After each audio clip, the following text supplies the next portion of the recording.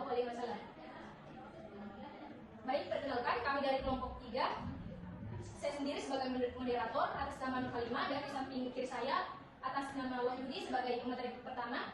Yang kedua ada Nabila Nur Pratiwi, dan yang terakhir ada Muhammad Ikram. Baik, di sini kami akan menjelaskan materi tentang penerapan metode ekonomi, order kuantiti dalam mewujudkan efisiensi biaya persediaan. Baik, untuk mengefisienkan waktu kepada pemateri pertama saya persilahkan. Baik, perkenalkan nama saya Wahyudi dengan NIM C012439. Saya sebagai pemateri pertama akan menjelaskan tentang ekonomi order kuantiti. Order kuantiti adalah jumlah pesanan yang dapat menunjukkan total biaya persediaan dan pembelian yang optimal untuk mencari beberapa total bahan yang tetap untuk dibeli dalam setiap pembelian untuk menutup kebutuhan selama satu periode.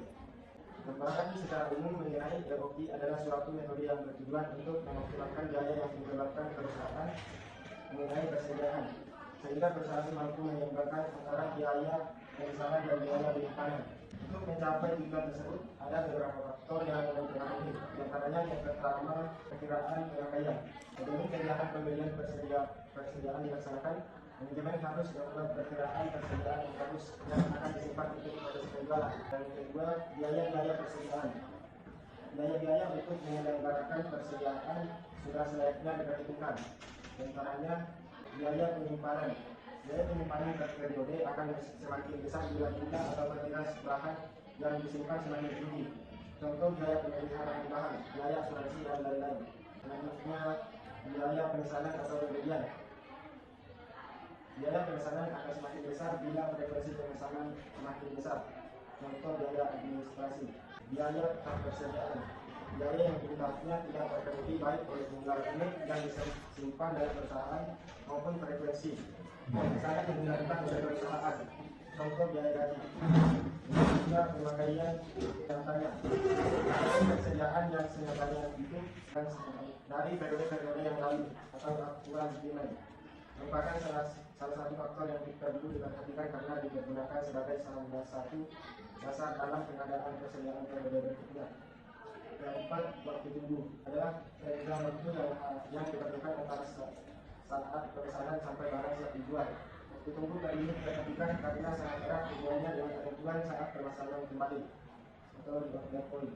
Dengan waktu tunggu yang tepat, maka perusahaan akan dapat membeli pada saat yang tepat pula, sehingga risiko menimbulkan persediaan atau kekurangan persediaan dapat ditekan semaksimal mungkin. 5. Persediaan pengadaan atau safety stock. Persediaan pengaman adalah persediaan tambahan yang diadakan untuk melindungi atau menjaga kemungkinan terjadinya kekurangan bahan, selain digunakan untuk menjaga terjadinya keterlambatan pengiriman. Yang terakhir ada pemesanan kembali atau di order point. Order point adalah saat atau waktu tertentu perusahaan harus mengadakan pemesanan. Baik, sebelumnya perkenalkan nama saya Nabila Nur Pratiwi dengan NIM C012253. Baik, saya akan melanjutkan materi dari Wahyudi. Jadi persediaan atau inventory adalah salah satu aset yang sangat mahal dalam suatu perusahaan. Pada satu sisi, manajemen perusahaan menghendaki biaya yang tertanam pada persediaan itu minimum, namun tidak dilihat manajemen juga harus menjaga agar persediaan tidak habis dan mengganggu proses produksi yang berjalan.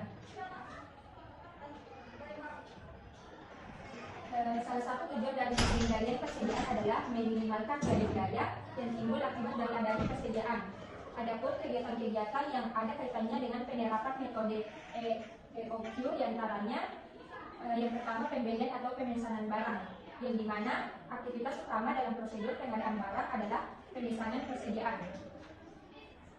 Yang kedua, penggunaan barang. Pada kegiatan penggunaan barang, barang-barang yang tersedia di gudang sebagian besar digunakan untuk menunjang aktivitas sehari-hari dan sebagian lagi merupakan cadangan persediaan atau stok pengaman.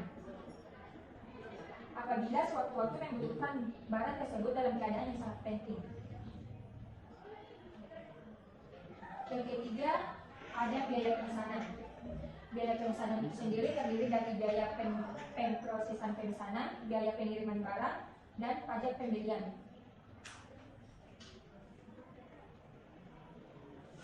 Dan yang keempat, penerimaan barang. Barang yang diterima dari supplier dapat berbentuk peti atau karton box. Pada waktu penerimaan peti atau karton box tersebut, jumlah dan nomor peti atau karton box harus dicocokkan dengan shipping instruction dan surat jalan yang menyertainya. Kelima, ada penyimpanan barang. Kegiatan penyimpanan barang dilakukan untuk menyimpan barang-barang yang belum digunakan. Setiap barang mempunyai nilai biaya penyimpanan untuk memelihara barang tersebut. Biaya penyimpanan adalah variabel yang mempengaruhi nilai EOQ pada perusahaan. Biaya penyimpanan didapat dari perbandingan total harga satuan item barang dengan biaya penyusutan ditambah biaya asuransi gudang selama periode. Dan yang terakhir ada reorder point. Agar pembelian barang dilakukan seekonomis mungkin dan tidak mengganggu kelancaran aktivitas sehari-hari, maka diperlukan waktu pemesanan kembali. Faktor yang mempengaruhi titik pemesanan kembali diantaranya ada lead time, waktu yang dibutuhkan sejak pemorderan sampai barang siap jual. Selanjutnya ada tingkat pemakaian barang rata-rata persatuan waktu tertentu dan persediaan pengaman atau service stock. Terima kasih. Baik, saya akan melanjutkan materi dari Nabila Nurul Pratiwi. Sebelumnya, perkenalkan nama saya Nur Kalimah, NIM C022527. Langsung saja, perhitungan metode ekonomi order ini terdiri dari jumlah barang, jumlah pemesanan, dan biaya penyimpanan. Pada penelitian ini, data yang diambil adalah simulasi produk pertama, yaitu kuantitas pembelian optimal untuk tahun 2012 dengan rumus. Adapun rumus yang digunakan yaitu akar EOQ dibagi dengan H sama dengan 2 dikali S kali D. Simpul EOQ menyimbolkan ekonomi order quantity, H menyimbolkan biaya penyimpanan, S menyimbolkan biaya pemesanan, D menyimbolkan jumlah kebutuhan barang. Simpul H didapat dari hasil kali H kali C, yang dimana H yaitu biaya penyimpanan dikali dengan C. Untuk lebih jelasnya sudah terpampang dalam jurnal tersebut. Baik, itulah tadi sedikit tentang rumus kuantitas pembelian optimal mengenai ekonomi order quantity. Selanjutnya saya berikan kepada pemateri keempat. Terima kasih. Baik, perkenalkan nama saya Muhammad Fikra dengan NIM C012255. Baik, saya melanjutkan dari materi ketiga yang dimana menjelaskan tentang kuantitas pembelian optimal. Dan berdasarkan materi saya adalah biaya persediaan. Berdasarkan hasil perhitungan EOQ di atas dapat ditentukan masing-masing biaya persediaan. Adapun rumus tersebut TC sama dengan dalam kurung berawal H dikali EOQ bagi 2. Balas kurung berawal ditambah dengan untuk kurung berawal S kali D sama dengan EOQ. Itulah penjelasan sendiri tentang rumus biaya persediaan. Untuk lebih jelasnya kami akan paparkan di jurnal. Adapun sedikit pemahaman dalam biaya persediaan. Dengan pemesanan persediaan barang di atas atau di bawah dengan menggunakan pemesanan EOQ, karena menggunakan metode EOQ akan meminimalkan pengeluaran biaya persediaan. Total biaya yang dikeluarkan untuk mendapatkan barang juga dapat digunakan sebaiknya untuk mungkin dan menghindari terjadinya persediaan yang menumpuk dan mengantisipasi kekurangan persediaan. Sekian dan terima kasih.